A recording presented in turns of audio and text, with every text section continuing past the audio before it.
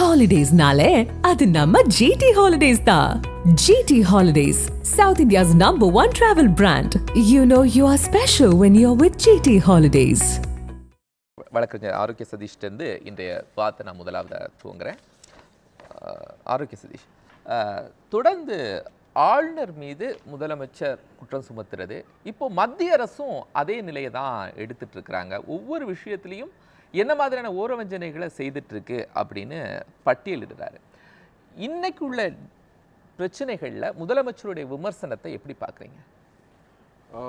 ஆக்சுவலாக இது வந்து ஒரு டைவர்ஷன் தான் நான் சொல்லுவேன். இந்த முதலமைச்சரோட விமர்சனம் வந்து டைவர்ஷன் தான். ஆக்சுவலாக வந்து ஆர்டிகல் 200 படி நீங்கள் பார்த்தீங்கன்னா, ஆளுநர் வந்து ஒரு பில்லு அவர்கிட்ட போனோடனே உடனே வந்து அதுக்கு வந்து ஓகே சொல்லிடலாம். Then it becomes an act. இல்லைன்னா அதை வந்து வச்சு பரிசீலனை பண்ணலாம் வித்தவுட் ஆக்ஷன் அவர் கொடுக்காததுக்கு. மூணாவது வந்து அது பார்த்திங்கன்னா அது திருப்பி அனுப்பலாம். ஓகேங்களா, திருப்பி அனுப்பிச்சிட்டு அதுக்கு என்னென்ன கரெக்ஷன்ஸு என்னென்ன சொல்கிறாங்க அப்படின்னு சொல்லிட்டு திருப்பி அனுப்பலாம். இல்லைன்னா வந்து அதை வந்து நாலாவது வந்து பார்த்திங்கன்னா பிரசிடெண்ட்டுக்கு பரிந்துரை செய்யலாம். இந்த 4 தான் வந்து ஆர்டிகல் 200 நம்ம ஒரு கிளியராக பார்க்குறது. இதில் வந்து பார்த்திங்கன்னா ஏர்லியர் ஆல்சோ இந்த கோர்ட் வந்து பார்த்திங்கன்னா ஆளுநர் ரவி மேலே ரொம்ப முன்னாடி வந்து ரொம்ப கண்டனம் தெரிவித்தாங்க. என்னன்னு கேட்டிங்கன்னா, ஒரு 10 பில்லை வந்து திருப்பி அனுப்பிச்சிட்டாங்க. திருப்பி அனுப்பிச்ச 10 பில்லை வந்து திரும்பவும் அவங்க வந்து ரீப்ரசன்ட் பண்ணுறாங்க, சட்டசபையில் வச்சு ரீப்ரசன்ட் பண்ணுறாங்க. அப்படின்னா உடனே அவர் வந்து அதுக்கு வந்து அசென்ட் கொடுக்கணும். ஏன்னா ஒன்ஸ் ஒன்லி ஈ கேன் திருப்பி அனுப்ப முடியும். 2வது முறை வந்து இதே மாதிரி அவர் திருப்பி அனுப்ப முடியாது. இப்படிங்கும்போது இது ஒரு ரொம்ப சின்ன இது. 2வது முறை திருப்பி அனுப்பிச்ச பில்லில் அவர் வந்து ஆர்டர் போடாதனால தான் வந்து பார்த்திங்கன்னா சுப்ரீம் கோர்ட் வந்து அவர் மேலே கடுமையாக வந்து குற்றம் சாத்தி அது செக்ஷன் ஆர்டிகல் 142 வந்து பார்த்திங்கன்னா அவரை வந்து என்னைக்கு ரீப்ரசன்ட் பண்ணுறியோ அன்னைக்கே நீங்கள் வந்து ஆர்டர் போடணும்னு சொல்லி சுப்ரீம் கோர்ட் வந்து ஆளுநருக்கு ஒரு கொட்டு வச்சாங்க, லிமிடேஷன் கொடுத்தாங்க. அவங்க limitation as soon as possible. அதில் வந்து you cannot sit in the bill, you have to do your work immediately அப்படின்றது தான் வந்து சுப்ரீம் கோர்ட்டோட ஒரு இது. ஆளுநர் வந்து was not on good faith, he was wasting the time. அதனால வந்து எல்லாமே சொல்லியிருக்காங்க விஷயங்கள். இப்போ என்னைய பொறுத்த வரைக்கும் என்னன்னு கேட்டிங்கன்னா, இப்போ இந்த இன்னைக்கு சட்டசபையில் வந்து அவர் பேச வேண்டியது என்னது இன்னும் பார்த்தீங்கன்னா, மதுரையில் வந்து நடந்த ரிசைன்மெண்ட், ஏன் வந்து மேயர் வந்து ரிசைன் பண்ணாங்க, இதெல்லாம் மறைக்கிறதுக்கு இதுக்கும் வந்து பார்த்தீங்கன்னா ஒருத்தர் பில்லு போட்டு இதுலேயே வந்து எஸ்ஐடி ஃபார்ம் பண்ணிட்டாங்க. எஸ்ஐடி ஃபார்ம் பண்ணி அந்த எஸ்ஐடி வந்து என்னன்னு கேட்டிங்கன்னா, நெறிமுறை வந்து இதை வந்து இது பண்ணணும். How it has to be 150 to 200 crores வந்து ஹஸ் பீன் லூட்டட். அதாவது பெரிய டேக்ஸ் கட்டினது, ப்ராப்பர்ட்டி டேக்ஸ் கட்டினதுலனா வந்து சைபர் கிரைம் இது வந்து பார்த்தீங்கன்னா உள்ளுக்குள்ளே வந்து அவங்க அட்மினோட இதை வந்து யூஸ் பண்ணி அதில் வந்து கட்டின பணத்தை நான் கம்மியாக கட்டி அந்த பணத்தை லூட் பண்ணியிருக்காங்க. இதுக்கு தான் வந்து அந்த மதுரை மேயரோட ஹஸ்பண்ட் வந்து பார்த்திங்கன்னா ஆகஸ்ட் மாதம் அரெஸ்ட் பண்ணி இப்போ தான் வந்து அவர் பெயிலில் வந்திருக்காரு. இப்போ அக்டோபர் மாதம் இப்போ தான் பெயிலில் வந்திருக்காரு. அவர் பெயிலில் வந்தோடனே இவங்களுக்கு வந்து நீங்கள் வந்து ரிசைன் பண்ணுங்கள் ஹெல்த் ரீசன்ஸு அப்படின்னு சொல்லி சொல்கிறாங்க. ஸோ இந்த மாதிரி நான் தொடர்ச்சியாக சொல்ல வேண்டியது என்னன்னு கேட்டிங்கன்னா, இந்த திமுக இது வந்து ஆளுநர் வந்து post box just we want to put a post பாக்ஸ்னு சொல்கிற திமுக இதை ஏன் இவ்வளோ சவுண்ட் ஆக்குறாங்கன்னு எனக்கு புரியல. மாநில உரிமை சார்ந்து பேசாமல் இருக்க முடியாதுல்ல? புரியல.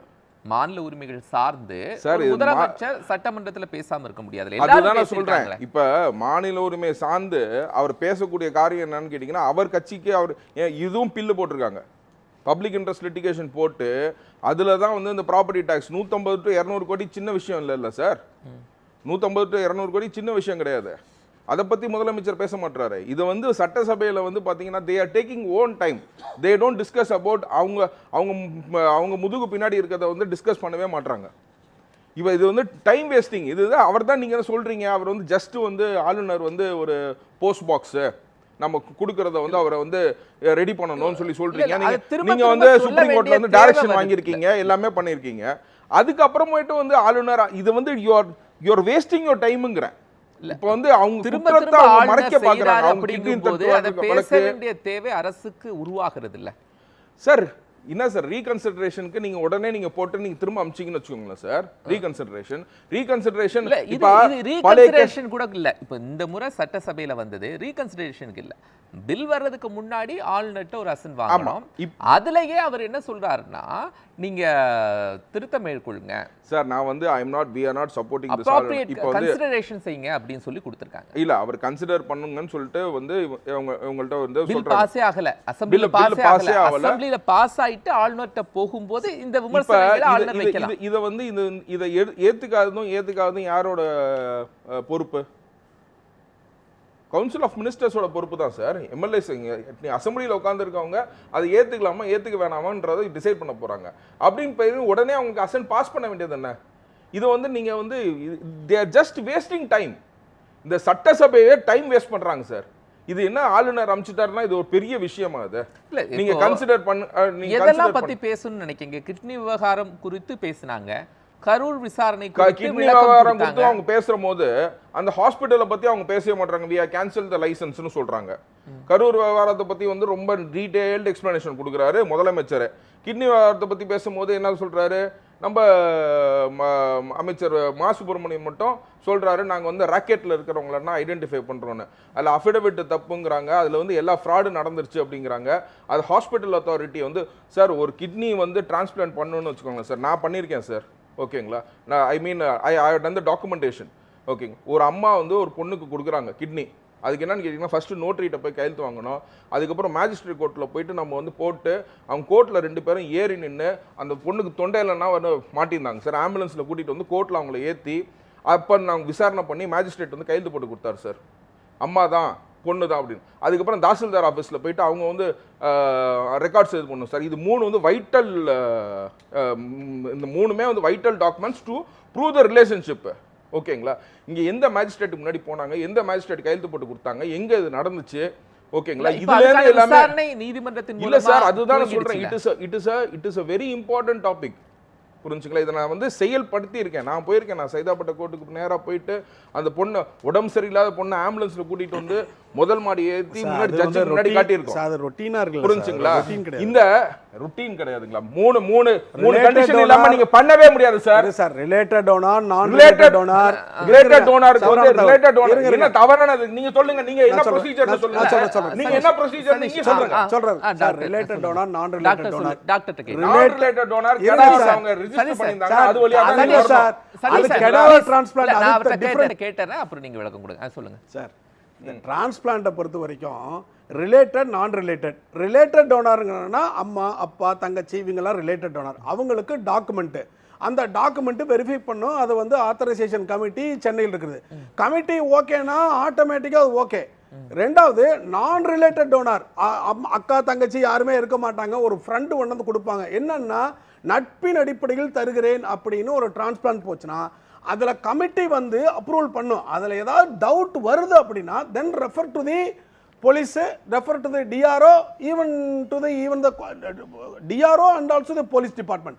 அவங்க இன்வெஸ்டிகேட் பண்ணுவாங்க. அதுல ஏதாவது சிக்கல் வந்தா தான் சார் சொல்ற மாதிரி ஏதாவது நடவடிக்கை வந்திருக்குமே ஒழிய ரொட்டீன் இதுல வந்து கிடையாது. கொடுக்கிறதுக்கே இந்த ப்ரொசீஜர் இல்ல சார், ரொட்டீன் இதுல கிடையாது சார். கொடுக்கிறதே இது ப்ரொசீஜர். நீங்க சொல்லக்கூடியது ரொட்டீன் இல்ல. மேஜிஸ்ட்ரேட் நீங்க கையெழுத்து நான் ரொட்டீன். இது மேஜிஸ்ட்ரேட் நீங்க கையெழுத்து வாங்கணும், நோட்டரிட்ட கையெழுத்து வாங்கணும், நோட்டரிட்ட கையெழுத்து வாங்கணும். இல்ல சார், 3 டாக்குமெண்ட் நீங்க சப்மிட் பண்ணணும். இதுதான் வந்து ரொட்டீன். இதுதான் என்ன கேட்டிங்கனா இல்ல சார், நோட்டரிட்ட சைன் வாங்கணும். வந்து நீங்க வேலை செய்யலாம், ஓகேங்களா. இங்க நீங்க வந்து என்ன டாக்குமெண்ட்ஸ் நீங்க சப்மிட் அதுதான் சார் நோட்டரி கிட்ட சைன் வாங்கணும். அது ஒத்துக்கறாங்க. ரிலேஷன்ஷிப் அப்ரூவ் பண்ணனும். யாரு மருத்துவரா பேசுறீங்க, அவர் வழக்கறிஞரா பேசுறாரு. நான் ஒருத்தத்தையும் கேக்குறேன், நீங்க நோட்டரிட்ட வாங்குனா போதும். நோட்டரிட்ட வாங்குங்க சார். வாங்கணும் சார், மேஜிஸ்ட்ரேட்ட வாங்கணும் சார். ரொட்டீன் கிடையாது சார். இது மேஜிஸ்ட்ரேட்ட வாங்கணும், கன்ஃபார்ம்டா மேஜிஸ்ட்ரேட்ட வாங்கணும். சரி, தாசில்தார்ட்ட வாங்கணும். அது ரொட்டீன் கிடையாதுன்னு சொல்றாரு டாக்டர். இல்ல சார், இதுதான் documentation. This is the documentation procedure. நான் அதுதான் சொல்றேன். இந்த டாக்குமெண்ட் ப்ரொசீஜரை வந்து டாக்டர் பாப்பாரா, வக்கீல் பாப்பாங்களா? மேஜிஸ்ட்ரேட் கோர்ட்டுக்குள்ள இவள ஏறி வந்து மேஜிஸ்ட்ரேட் கைது வாங்கி கொடுப்பாங்க. Prove that relationship. நாங்க அஃபிடவிட் போட்டு நாளைக்கு வேணும்னா இந்த அஃபிடவிட் வந்து இது பண்றேன். ஏன்னா சீனியர் வீட்ல வந்து ஹவுஸ் கீப்பிங்கா வேலை செஞ்சவங்களுக்கு இந்த டாக்குமெண்ட்ஸ் நான் ரெடி பண்ணி கொடுத்தேன். ராமச்சந்திரால அவங்களுக்கு வந்து கிட்னி டிரான்ஸ்பிளான்ட் பண்ணாங்க. இது ஏதாவது இஷ்யூ வரும்போது ஸ்பெஷல் கண்டிஷன் டாக்டர் என்ன சொல்றாருன்னா, அது ரொட்டீனா சார். அம்மா வந்து பொண்ணு கொடுத்திருக்காங்க, எல்லா கேஸ்லயும் இது பண்றாங்க. Routine sir. இது ரொட்டீன் கிடையாது சார். அது இதுதான் சார் ப்ரொசீஜர். இதுதான் வந்து கிட்னி திருட்டுல வந்து நீங்க பார்க்க வேண்டிய சரி, ஒரே நிமிஷம். வீட்ல ஃபேமிலில கொடுக்கும்போது நமக்கு இவ்வளவு இன்ஃபர்மேஷன் இருக்கும்போது ஒரே நிமிஷம். ஓகேங்களா, இதுதான் ப்ரொசீஜர். இந்த டாக்குமெண்ட்ஸ் இல்லாததான் போது சரி, வாட் இஸ் என்ன கேக்குறாங்க, எல்லாமே ஃபேக்ங்கறாங்க. ஓகேங்களா, மேஜிஸ்ட்ரேட் ஒரே நிமிஷம். Documents just been submitted for the kidney transplant it's ஃபேக்ங்கறாங்க. இப்போ கிட்னி திருட்டு விவகாரம் இதுல என்ன தவறு நடந்திருக்கு நீங்க சொல்லுங்க சார்.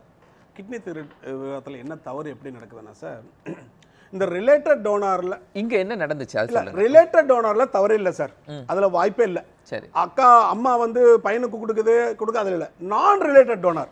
இங்க என்ன நடந்துச்சு? நான் ரிலேட்டட் டோனார்ல என்ன ஆகுனா, ஒருத்தர் கூட்டு வருவாங்க.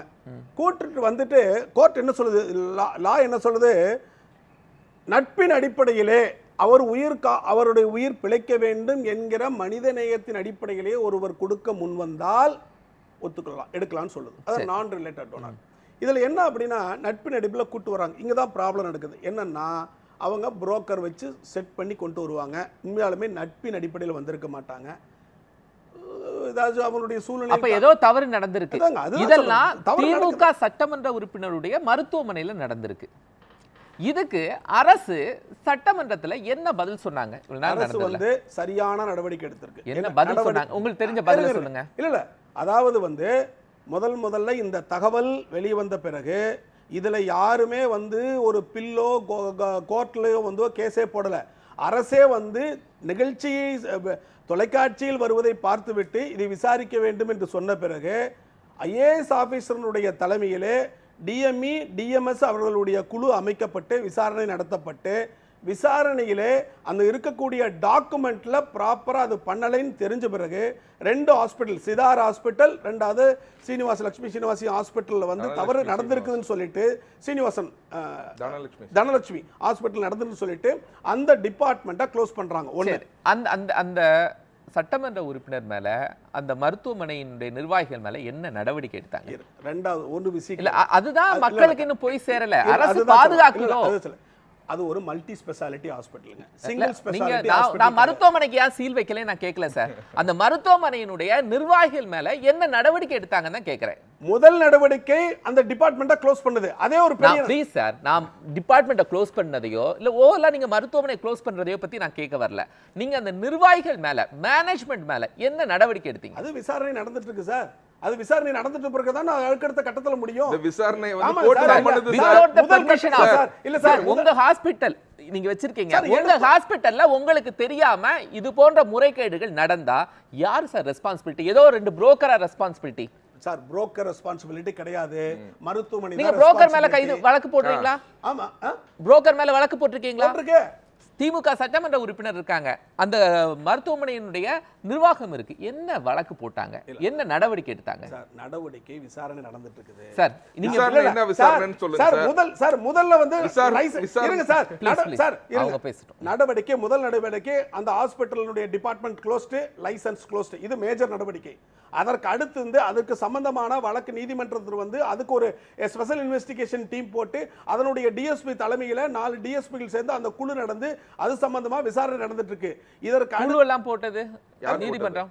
நீதிமன்ற குழு போட்டிருக்குல்ல. நீதிமன்றம் அரசு என்ன செஞ்சதுன்னு கேட்க, அரசு செய்யாததுனால நீதிமன்றம் குழு போட்டுச்சு. இன்னும் அரசு சார்ந்து மக்களுக்கு தெளிவுபடுத்த வேண்டியது சட்டமன்றத்துல தான் எழுப்புச்சு. ஏன் நீங்க அந்த மருத்துவமனைக்கு உரியவர்கள் திமுக சட்டமன்ற உறுப்பினரால பாதுகாக்கிறீங்களா? இதுக்கு விளக்கம் கொடுக்கக்கூடிய இடம் என்ன? சட்டமன்றம் தானே. ஒரு சட்டமன்ற உறுப்பினர் குறித்த பிரச்சனை வருகிற போது சட்டமன்றத்தில் தானே விளக்கம் கொடுக்கணும். அதை திசை திருப்புற மாதிரி தானே நீங்க வேற விஷயத்தை கொண்டு போறீங்க. இல்ல சார், தகவல் வந்து இந்த நிகழ்ச்சி நடந்து ஒரு 3 மாதத்திற்குள்ள உடனே 1 மாதத்திலேயே விரைவாக அதனுடைய காரியங்களை செய்து அதை வந்து ஆக்ஷன் எடுத்தாச்சு. இதற்கு இடையில வந்து நீதிமன்றத்தினுடைய வழக்கு போன பிறகு அதிலிருந்து நீதிமன்றம் எஸ்ஐடி ஒன்று ஃபார்ம் பண்ண பிறகு அரசு வந்து என்ன பண்ணிருச்சு, நீதிமன்றத்தில் வழக்கு இருக்கு, அதனுடைய வழக்கினுடைய முடிவடையில அது குற்றம் என்று தெரிந்தால் கண்டிப்பாக அரசு நடவடிக்கை எடுக்கும். இப்போ சட்டமன்றத்துக்குள்ள இதுக்குள்ள விளக்கம் கொடுக்கணும் தேவையில்லைங்கிறீங்களா? ஒரு எம்எல்ஏ குறித்து பிரச்சனை வருகிற போது அதுக்கு விளக்கம் கொடுக்கணும் தேவையில்லை. விளக்கம் தேவை இருந்தால் கொடுக்கலாம். இது வந்து கேஸ் வெளியேற்றாங்கல்ல சார். அதிமுக எதிர்க்கட்சி சட்டமன்ற உறுப்பினர்களை வெளியேற்றாங்க. சார் விசாரணை நடந்துட்டு இருக்குது. விசாரணையுடைய முடிவு வரும். விசாரணை முடிவு வந்தா நடவடிக்கை எடுக்கறாங்க. அதாவது இதுல என்ன தவறு இருக்குது? விஜய் கரூர் சம்பவம் குறித்து விசாரணை நடைபெற்று கொண்டு இருக்கு. முதலமைச்சர் முழுமையா நேரம் எடுத்து அந்த வழக்கு சார்ந்து பேசுறார். ஆனால் இங்க கிட்னி முறைகேடு அப்படிங்கிற ஒரு பிரச்சனை வருது. இதுக்கு எவ்வளவு விளக்கம் கொடுத்துருக்கணும்? சாட்டிஸ்ஃபையான விளக்கத்தை கொடுத்தாங்களா? கண்டிப்பா சார், இந்த விளக்கம் கரெக்ட் தான் சார். அதாவது வந்து இல்ல நான் என்ன சொல்ல வரேன்னா இல்ல கிட்னி முறைகேடு வழக்கும் இந்த 41 பேர் வழக்கும் ரெண்டும் வந்து உயிரிழப்புகள் தான். இதனுடைய உயிரிழப்பு அதுல உயிரிழப்பு சார் 1000 கிட்னி 1000 நபர்கிட்ட இருந்து எடுத்திருக்கு. எங்க 1000 நபர்கள் சார்? 1000 நபர்கள் தவறது சார். ரிப்போர்ட் வருது சார். இருங்க 1000 நபர்கள் என்பது தவறு. எனக்கு தெரியல. நீங்க உங்களுக்கு தெரியுற நம்பர் சொல்லுங்க. எனக்கு ரிப்போர்ட் வந்து 1000 வினித் கமிட்டி ரெண்டாவது இன்னொன்னு சொல்றேன். ஒரு கமிட்டி போட்டாங்கல்ல? இல்ல இந்த இல்ல 1000 கமிட்டி போட்டாங்கல்ல, அந்த கமிட்டி என்ன ரிப்போர்ட் சொல்லிருக்காங்க? எந்த கமிட்டி சொல்றீங்க? SID சொல்லிருக்காங்கல்ல sir. எஸ்ஐடி வந்து எது இது கவர்மெண்ட் இல்ல நம்ம அரசு நீதிமன்றம் போட்ட எஸ்ஐடியினுடைய கமிட்டியினுடைய ரிப்போர்ட்டா? நான் என்ன சொல்றேன், அந்த ரிப்போர்ட்டை எனக்கு இன்னும் இது வரைக்கும் நான் பார்க்கல. ஒண்ணு பார்க்கல. ரெண்டாவது ஒண்ணு சொல்லி முடிச்சறேன் சார். சார் உங்களுக்கு அடுத்த நேரம் தர போறேன். சரி, நான் இதுல ஒரு சின்ன கரெக்ஷன் சொல்ல விரும்புறேன். இது வந்து நீதிமன்றம் ஜஸ்டிஸ் எஸ்எம் சுப்பிரமணியம் ஜஸ்டிஸ் அருள்முருகனும் சேர்ந்து இதுல வந்து எஸ்ஐடி ஃபார்ம் பண்ணாங்க. இந்த எஸ்ஐடிக்கு அகேன்ஸ்டா ஓகேங்களா இந்த திமுக அரசு ஓகேங்களா அப்பீல் ப்ரிஃபர் பண்ணாங்க. இந்த எஸ்ஐடி வேணாம், எங்களுக்கு வந்து நாங்க சொல்ற ஆளுங்களை வந்து இந்த எஸ்ஐடில போடுங்க. இதுவே வந்து ஒரு உள்ளர்த்தம் காட்டுது.